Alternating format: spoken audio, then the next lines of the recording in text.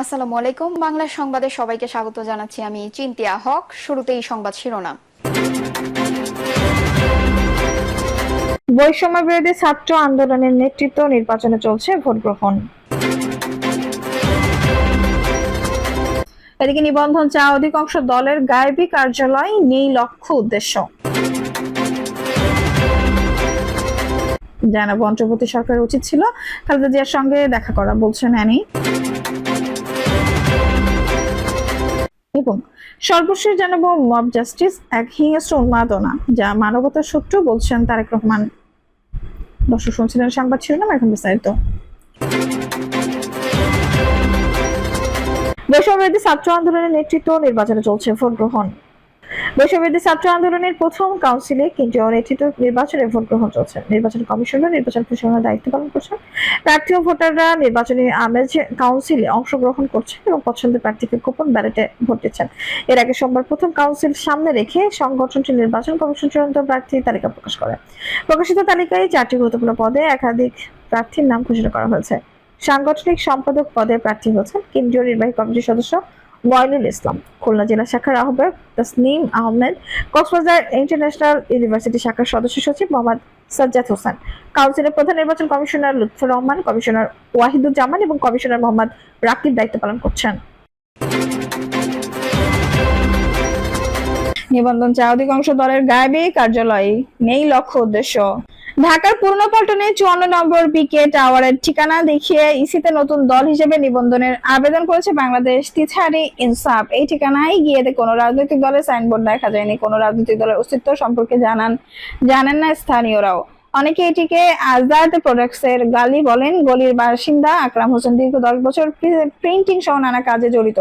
বাংলাদেশ তিসারি ইনসাফ দলের কার্যক্রম সম্পর্কে জানতে চাইলে তিনি বলেন, এই দলের নাম আপনার মুখে থেকে প্রথম শুনলাম।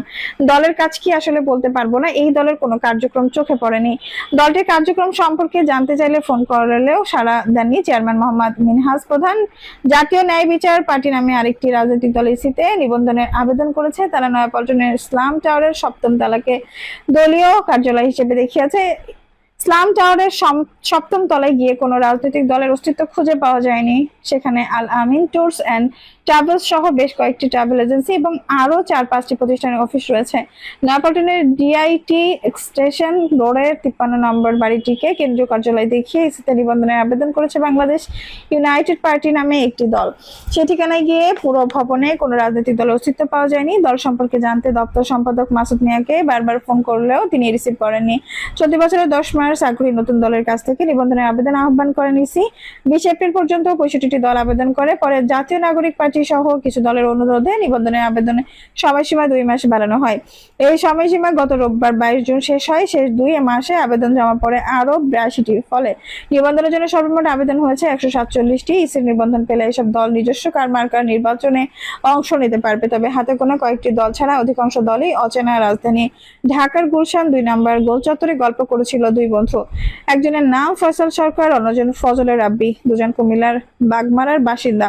মোবাইল ব্যবসার সঙ্গে জড়িত justice for humanity party, Bangladesh বেকার মুক্তি পরিষদ, বাংলাদেশ তিসারি ইনসাফ দল সহ অনেকগুলো নতুন রাজনৈতিক দল নিবন্ধনের জন্য নির্বাচন কমিশনে আবেদন করেছে। দলগুলোকে চেনেন কিনা এমন প্রশ্নে ফয়সাল সরকার বলেন, এমন দলের নাম আপনার মুখ থেকে প্রথম শুনলাম। এরা কারা? এদের কাজ কি আসলে আমরা কিছুই জানি না। তবে নতুন পার্টি এনসিপির নাম পেপার পত্রিকায় দেখেছি। ঢাকার মিরপুর এলাকায় রিক্সা চালান মানিক মিয়া, তার জন্মস্থান সুনামগঞ্জের মধ্যনগর থানা। বাংলাদেশ বেকার মুক্তি পরিষদ, বাংলাদেশ তিসারি ইনসাফ দল, বাংলাদেশ জনকল্যাণ পার্টি বাজপা, বাংলাদেশ বেকার সমাজ বাবেশ, বাংলাদেশ জাগ্রত পার্টি বাজপা। এই দলগুলোর নাম শুনেছি কিনা, শুনে থাকলে তাদের কাছে আপনার প্রত্যাশা কি? আমার প্রশ্ন জবাবে মানিক মিয়া বলেন, এদের চিনি না, যার বিষয়ে জানি না তার কাছে চাওয়া পাওয়ার কি। এরপর গাংনীর নওয়াপাড়া গ্রামের বাসিন্দা আরিফুল ইসলাম, তিনি নওয়াপাড়া বাজারের ফল ব্যবসায়ী। রাজনৈতিকভাবে সচেতন ইসি প্রকাশিত তালিকা থেকে বাংলাদেশ দেশপ্রেমিক প্রজন্ম নাকফুল, বাংলাদেশের ডেমোক্রেটিক মুভমেন্ট, বাংলাদেশ ছাত্র জনতা পার্টি, খেলাফত ইসলাম, বাংলাদেশ সংখ্যালঘু অধিকার, বাংলাদেশ সলিউশনস পার্টি প্রসঙ্গে জানতে চাইলে আরিফুল ইসলাম বলেন, এসব দলের নাম আমি কখনো শুনিনি। আমার এলাকায় ভোটের সময় সব সময় বিএনপি আওয়ামী লীগের লড়াই হয়। কেউ এক সময় 100 ভোটে বেশি পায়, কেউ কম পায়। তবে জামায়াতের ভোট আছে। এসব দল আমার এলাকা থেকে একটি ভোটেরও পাবে না বলে আমরা মনে করি না। ইসি সূত্র জানায়, নেতাকর্মী কিংবা নিজস্ব কোনো কার্যালয় নেই এমন অনেক রাজনৈতিক দল নিবন্ধনের জন্য নির্বাচন কমিশনে আবেদন করেছে। কোন কোন দল কার্যালয় হিসেবে দেখিয়েছে কর্মক্ষেত্র, বাসা বাড়ি, দোকান ঘর, চেম্বার কিংবা ব্যবসা প্রতিষ্ঠান। কোনটির আবার কার্যালয়ের ঠিকানা গায়েবী। কাজগুলো কিছু দলের ঢাকায় কোনো কার্যক্রম নেই। এরপর তারা নিবন্ধনের বিষয়ে শতভাগ আশাবাদী। অনেকে সংগঠন কেন্দ্রীয়, জেলা, উপজেলা কার্যালয় সম্পর্কে অসত্য তথ্য দিয়ে নিবন্ধন পাওয়ার চেষ্টা করছে। কারণ দলীয় প্রতীকে নির্বাচনে অংশ নিতে হলে নির্বাচন কমিশনে নিবন্ধন থাকা বাধ্যতামূলক। ব্যাঙের ছাতার মতো গজিয়ে ওঠা এসব দলের লক্ষ্যে উদ্দেশ্যেরও কোনো ঠিক নাই। নিবন্ধনের জন্য আবেদন করা 147টি দলের মধ্যে এনসিপি সহ হাতে গোনা কয়েকটি দলকে বিভিন্ন সময় রাজপথের কর্মসূচিতে দেখা যায়। নিবন্ধনের জন্য আবেদন করেছে বাংলাদেশ বেকার সমাজ। দলটি ঠিকানা হিসেবে ব্যবহার করেছে 131 সিক্রেট রোড, 3য় তলা, ক্রিসেন্ট রোড, 3য় তলা, ধানমন্ডি। 4 রুমের মধ্যে 2 রুমে বাস, শের অফিস। ধানমন্ডি আদাবারের আসনেই দলটি জাতীয় নির্বাচনে অংশ নিবন্ধন পাবে বলে আশাবাদী দলটির প্রতিষ্ঠাকালীন সভাপতি মোহাম্মদ হাসান। তিনি জাগো নিউজকে বলেন, আমরা সবচেয়ে পুরাতন দল, আশা করি এবার আমরা ইসি নিবন্ধন পাবো। অন্তর্বর্তী সরকারের উচিত ছিল খালেদা জিয়ার সঙ্গে দেখা করা, বলছেন অ্যানি।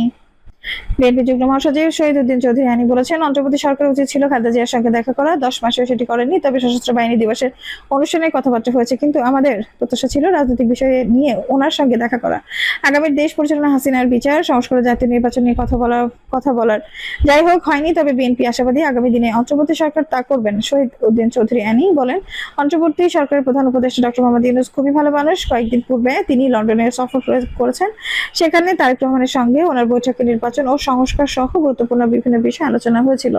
এতে শুধু বিএনপি নয়, সারা দেশের মানুষ আনন্দিত। তারেক রহমানের সঙ্গে বিদেশে বসে কথা বলা কোনো অপরাধ নয়, বরং আরো আগে কথা বলা দরকার ছিল। কারণ বিএনপি একটি বড় দল, জিয়াউর রহমান দল আপসের নেত্রীর দল, তাহলে এত বড় দলের নেতার সঙ্গে কথা বলবে এটা তো স্বাভাবিক, বুঝতে হবে। তারেক রহমান বিদেশে বেড়াতে যাননি, বাধ্য হয়ে দেশ ত্যাগ করেছেন। তার সঙ্গে বৈঠক হয়েছে, এটি আমাদের চাওয়া পাওয়া ছিল। তিনি আরো বলেন, লন্ডনে ওই বৈঠকটি 2-4 জন মেনে নিতে পারছে না। তারা বলার চেষ্টা করছে বিদেশে কেন তারেক রহমানের সঙ্গে বৈঠক হয়েছে। আমরা বলবো এই কথা বলা তাদের ঠিক হয়নি, দরকার ছিল না। কারণ আমরা সবাই মিলে ফ্যাসিবাদের পতনের আন্দোলন করেছিলাম, জেল খেটেছি, ত্যাগ স্বীকার করেছি। এসবের মূল উদ্দেশ্য ছিল দেশ ও দেশের মানুষকে ভালো রাখা। সে লক্ষ্যই ছিল লন্ডনের বৈঠক। তিনি বলেছেন, স্বাধীনতার পরে আওয়ামী লীগের ভূমিকা ভালো ছিল না। রক্ষী বাহিনী দিয়ে মানুষকে অত্যাচার করেছে, দুর্নীতি করেছে। তখন দেশের প্রশাসন দুর্ভিক্ষ ছিল। সেখান থেকে আওয়ামী লীগ বের হয়ে আসেনি। পূর্বের ন্যায় বিগত 17 বছরেও দুর্নীতি, দুঃশাসন, লুটপাট বিরোধী মতের লোকদের দমন পীড়ন করেছে। ওরা কখনো সাধারণ মানুষের জন্য রাজনীতি করেনি, করার চিন্তা করেনি। তারা সবসময় প্রভাব বিস্তার, লুটপাট ও মানুষকে জিম্মি করে ক্ষমতায় ছিল। এরা অত্যাচারী দল, খুনির দল। এজন্যই জুলাই আন্দোলনে মানুষ ঝাঁপিয়ে পড়েছে, তাদের দেশ থেকে বিতাড়িত করেছে। এখন শুধু হাসিনার বিচারের অপেক্ষায় মানুষ। দর্শক, এই ছিল এখনকার সর্বশেষ সংবাদ। নিশ্চয়ই ভালো লাগলো, অবশ্যই একটা লাইক দিন, কমেন্ট আপনার মূল্যবান মতামত জানান। সবসময় আমাদের পাশে থাকতে সাবস্ক্রাইব করে বেল বাটনটি অন করে রাখুন। ধন্যবাদ।